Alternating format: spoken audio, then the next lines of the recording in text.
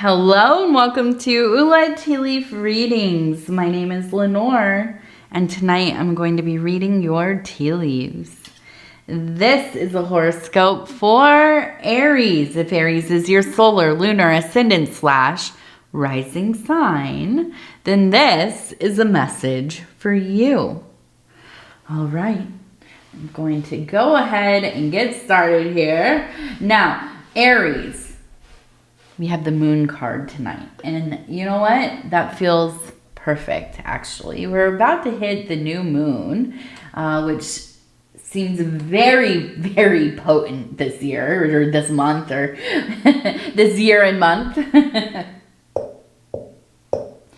Okay, let's go ahead and take a look and see what these tea leaves are going to tell us. And if you have not subscribed yet, please think about doing that. You can hit that little bell. It'll let you know when the next readings are coming out.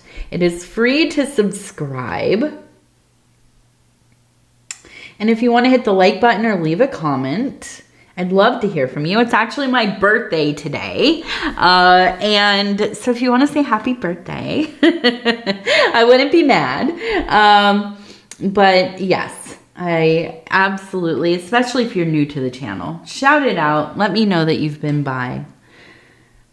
I read all of the comments and I super look forward to them. So we have the number 27. 27.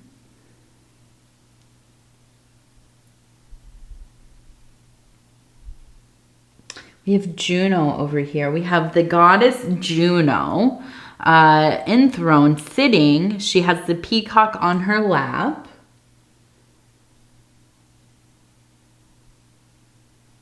So this is a mother goddess. This is a middle goddess.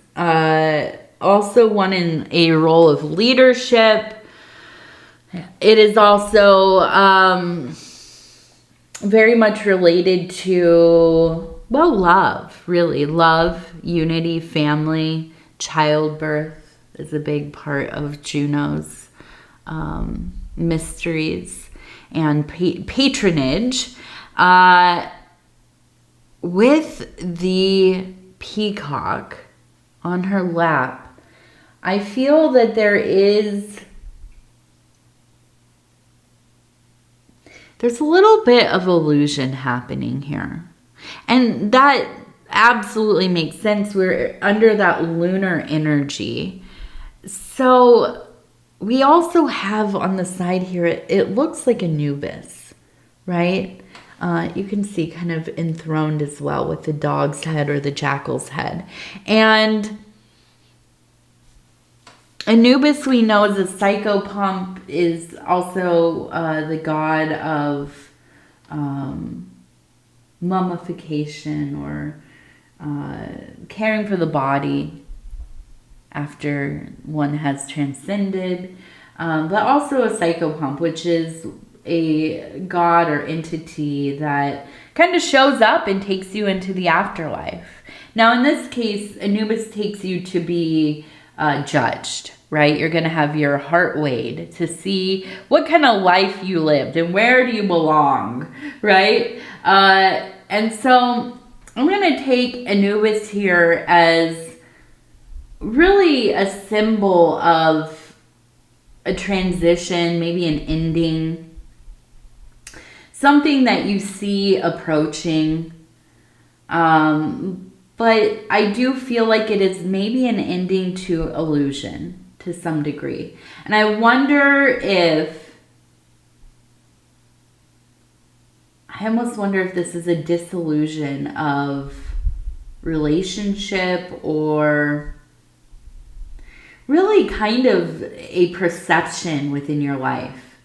Have you ever had that happen where you've really kind of built up your work, your career, the way that you have your family in a routine or yourself in a routine, the house that you live in or apartment or trailer, whatever, wherever you live. And there's just kind of this picture you have in your head. This is my life. and this is how it is, and this is how we act, and this is how we interact, and this is our dynamic, and this is it, and I've worked for it to all be in this way, and it makes sense, and I'm going along, and everything is pretty good, and yeah, I'm proud of myself for working to get all of this together.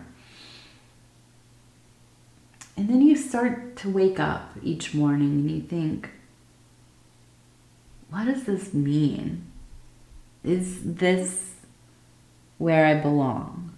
Am I happy? Did I work so hard for this?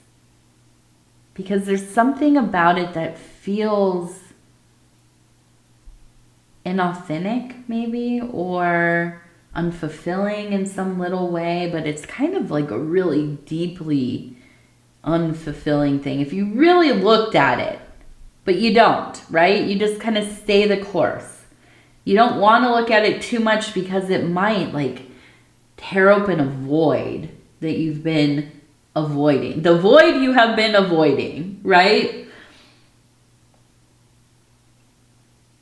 I always think of these moments as kind of how people explain midlife crises, right? Where all of a sudden you're like, how did I end up here? It's not always a painful experience, though. It's not always something where it's like, okay, I'm just going to up and leave my family. You know, I have to change everything. I think very rarely is it actually that.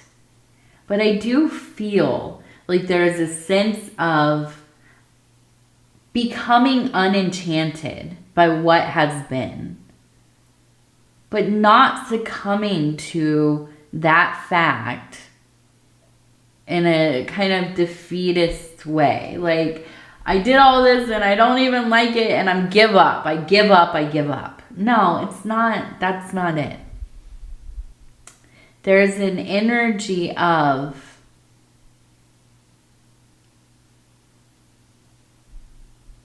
like a door opening. And there are not only another room, but there are many rooms. And they're just waiting for you. A blank canvas. The desire to do something a little different. Try something else. Live a different way for a while. And maybe that is to move, you know. For me, I've always, you know, it's not about running away. I'm not running away from problems, but I want to live somewhere else to just see what it's like. What is the food like? What are the people like? What is the land like? What are the animals like? And it doesn't have to be some huge move, like you're moving to a new continent. Sometimes just moving a couple towns over. Even, you know, recently I moved, at the beginning of the year. I moved about, I don't know, 45 minutes, an hour north. And the whole world seems different up here. It looks different. You know, it feels different. I see different birds, you know, and I'm closer to water. So that's, yeah, that's why there's a lot of different birds. But the whole vibe, right? My whole life feels quite different than it did this time last year. And sometimes it takes something like, yeah, I'm going to go rent another apartment somewhere else. I'm going to move in with somebody else. I'm going to live alone. I'm going to, you know, whatever it is. I don't know. But just tinkering with the way that our life is configured can change so much. Now, I'm looking here. We have a person that looks like they're holding a scythe. I look down here, I see a person who's kind of just standing there looking at the house. We have an Ace of Cups over here. And and above everything, it looks like a monster eating something else. And I feel like there have been troubled dreams. That's the thing. There is a fear kind of underneath it all. And I feel like it's not so much a fear of the change, but a fear of time running out. A fear of, I don't know if I'm going to be able to do the things that I want to do in life. All of a sudden, I'm very aware that my life is passing by. And this is maybe in my psyche as well. It's my birthday, right? What a day to be thinking, oh my gosh, I have not accomplished, the things that I have wanted to.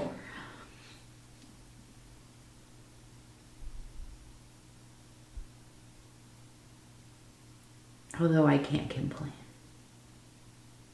I'm just looking for a nap. That's what I want. But yes, I'm looking at I feel, there is some kind of anxiety around. I feel like it is. It's like sand, and you're holding sand, a handful of sand, and it's just coming through the fingers, right? Just flowing away, and it seems like it's like exponentially faster, right? And that's part of getting older. Time just flies as you get older.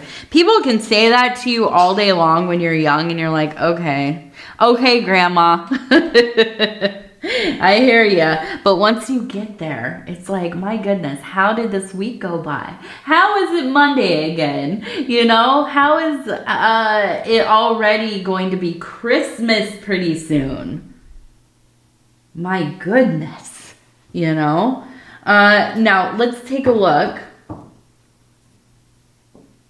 Let's take a look and see these are the Oracle of the Radiant Sun. And I want to just kind of see what is going on, right? What are these stirrings leading to?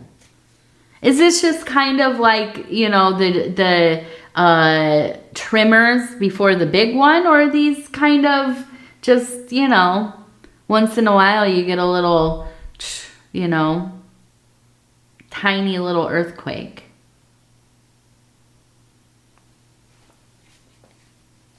Let's go ahead. We're going to flip through. We're going to see. All right. Exaltation. This one loves to come up because I have the worst time pronouncing it. To exalt something, right? That's the easiest way for me to say this. To exalt, to lift something up, right? You exalt God, goddess, somebody who has risen into being a high priestess, a high priest, somebody who is beloved to you, an ancestor, an elder, whoever. We exalt, we lift up, we honor, we are devoted to. Okay? Now, I'm going to do 2 more. Companionship.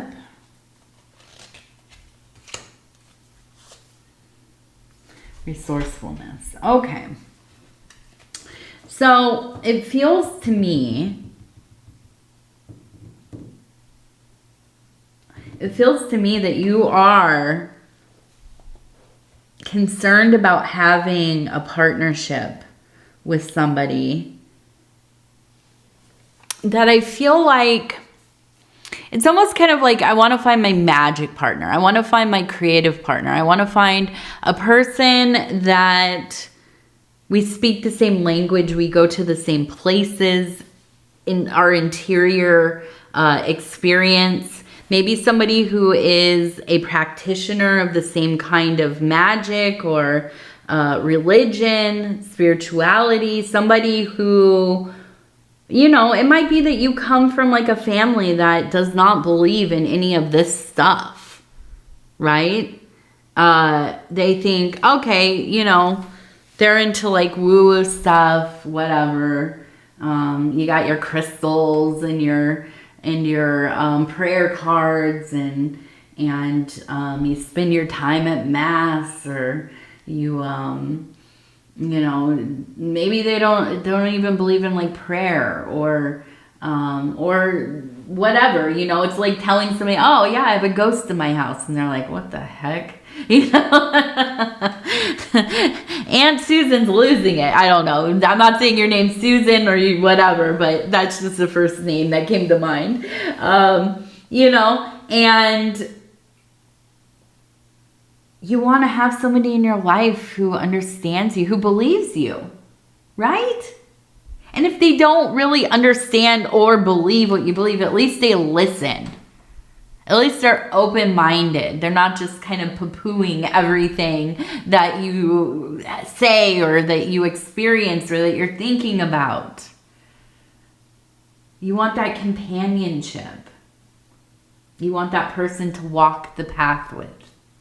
And I feel like this is kind of, you know, this is where both you are inspired, but also maybe afraid to make the step towards having this kind of connection. And it might be that, listen, you might be in a relationship with somebody who, on paper, you're completely so alike. But as you are, and as you relate, there's still that refrain. I can tell you, if you know who my husband is, he's over at Dove and Serpent Tarot. His name is Paul. I'm sure you've seen his readings. If not, go check him out. And now as you're listening to me, and maybe you've gotten to know me a little bit through my readings, you might think these two people, they are different but very similar. They seem easy to communicate, and you know, they must have met and it just was, they just clicked, right? And that we're so very kind of into the same things, and we have similar, you know, inclinations and experiences and all these. It seems perfect. And let me tell you, in a lot of ways it is, but also it's a real human relationship.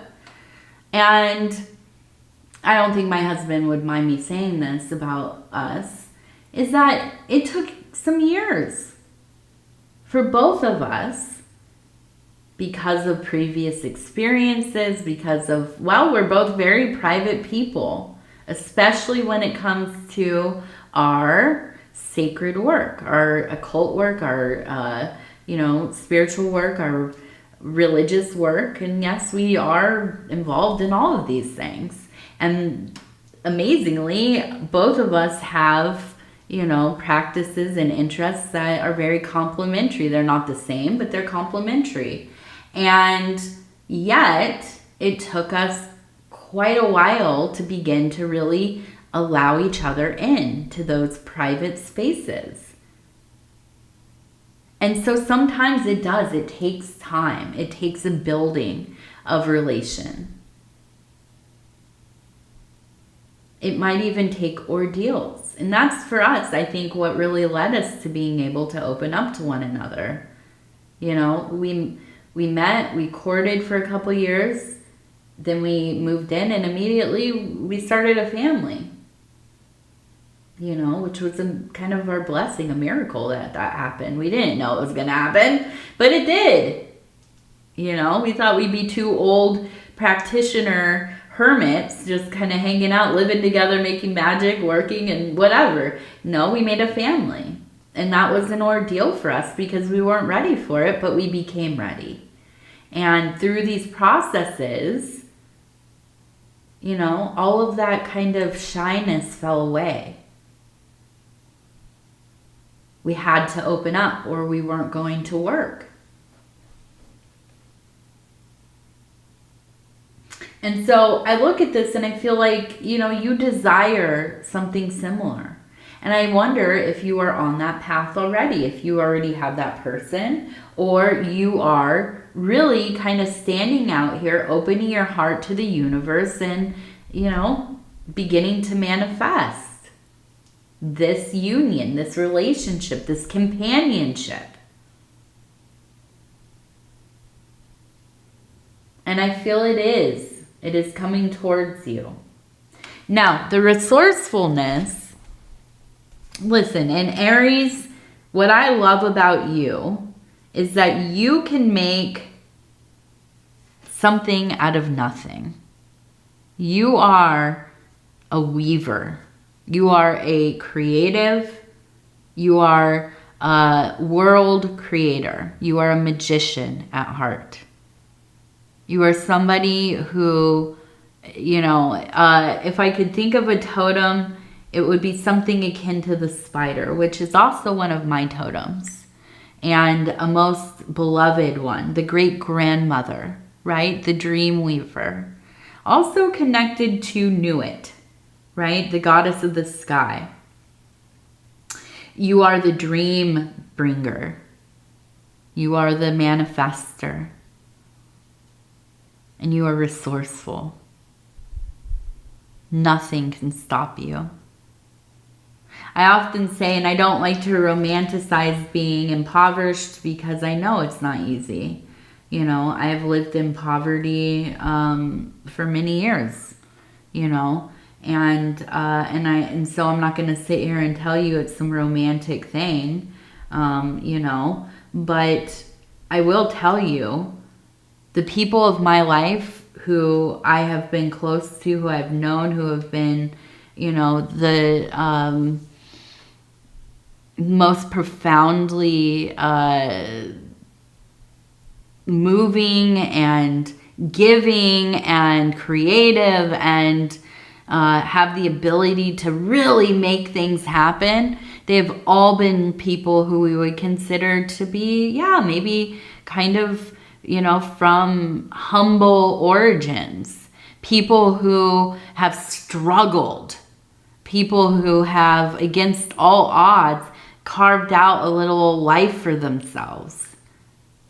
And they remain open. And they remain inviting. And they remain giving and of service. Which blows your mind. But that is usually how it is. And these are people who literally can do anything with nothing. And it doesn't make sense, but it happens. And they make it happen. And I feel like you have this resourcefulness. And it is a strength that is unmatched. It is unmatched. All right. We also have the number 23. 23. And somebody with the name, it looks like Eve. Maybe Eve, Eva, Evie. Evelyn. Or Evan. It could be Evan.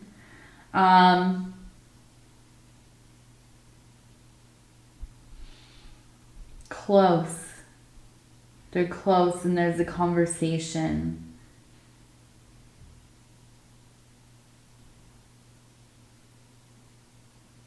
And this is maybe part of what you've been dreaming about. I don't know. This feels like somebody, we also have the number 5. Maybe somebody who transcended at a younger age.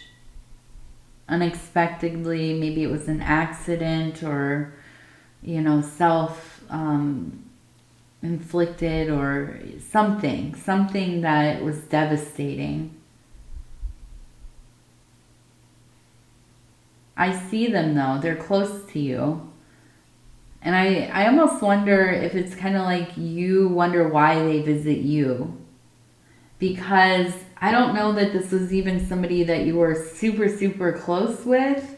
I almost feel like it's like maybe somebody you went to school with or was in the neighborhood or like a friend of a friend or, you know, like you said, what's up? You say hello, good morning, or how you doing or whatever. But you weren't necessarily like super bonded. But they come to you. You see them. You dream about them. And I feel like this is part of that moon energy. There is just this, it's like the window is flung wide open. You're having these visitations, these dreams. They feel like thick and they follow you into your waking life. You are reminded of them, and you get right back into that place, that energy you felt in your dream. It just feels so potent. It feels like you're half awake. You're walking in your life right now in a dream world a little bit. And I think that there's a conversation that needs to happen with this person. So, you know, for me, when I go into my dreams, when I'm getting ready to go to sleep and I have something of intention to bring up, right? I will do kind of guided meditation, visualization, more like active. I think of it as active imagination. But I have a few different things that I use, but the one I really like is going to a certain set of stairs. And as I go up the stairs, there are different doors, and each door has a symbol. And I know each door will lead me to a different place in my interior landscape. And I want to go there. I want to see this person. So I will go to a place that I relate to them, or at least that I feel like they will be agreeable to meet me. Right? And in this situation, I think maybe I would go to a grove. Maybe I'd go to the trees. I would go into a clearing that, you know, feels safe and secure. It's kind of beautiful, a little idyllic.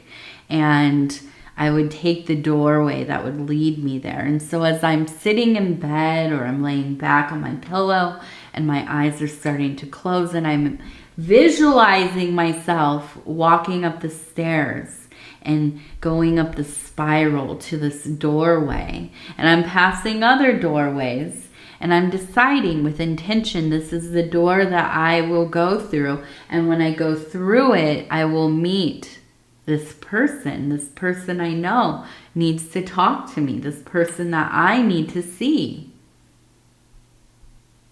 And so as I fall asleep, this helps me get to that place.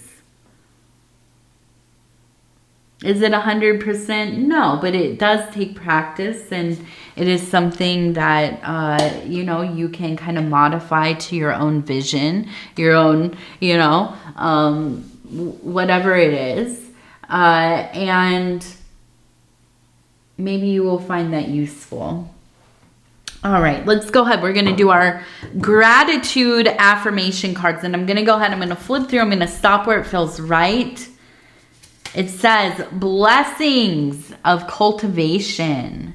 I am grateful for the results of my steady labor.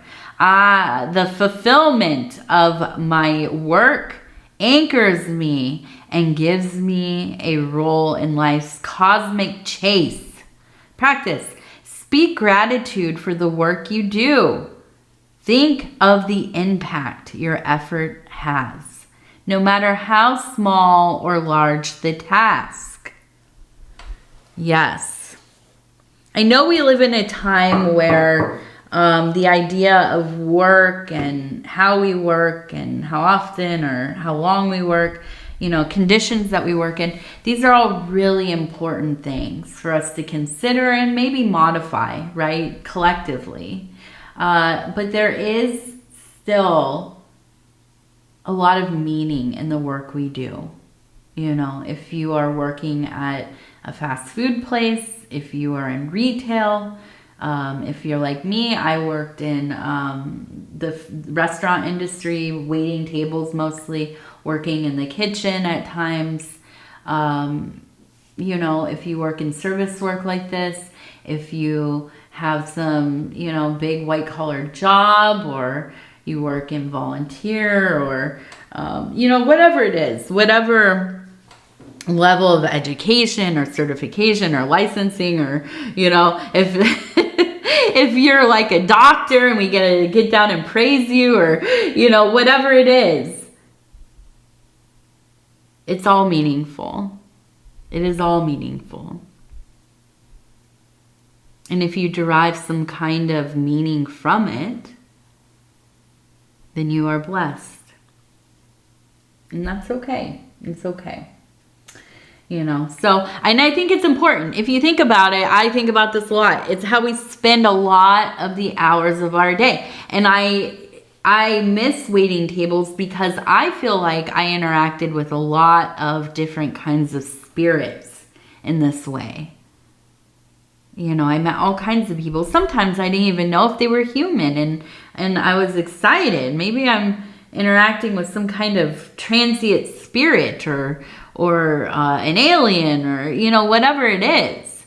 But I'll tell you what, so often people would bring me messages I didn't even know I needed just through our conversations.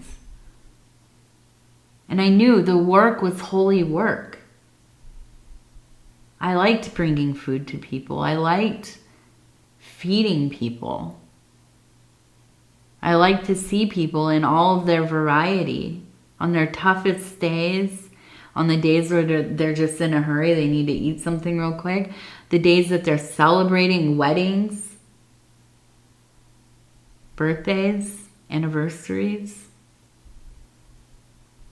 It was always an honor for me. And I hope that you have that too in your work. And if you don't, I hope that you can find it. I hope that you can focus on finding it. All right, Aries, I'm going to go ahead and tell you I love you because I do, and I thank you so much for spending this time with me. It is always such an honor to be able to bring these messages to you. And if you would be so kind as to like the video, it really does help the channel. And if you have not subscribed yet, please think about doing that. You can hit that little bell. It'll let you know when the next readings are coming out. It is free to subscribe. And if you'd like to leave a comment, please do. I'd love to hear from you. If you're new to the channel, definitely shout it out. And good night, and good night, and good night.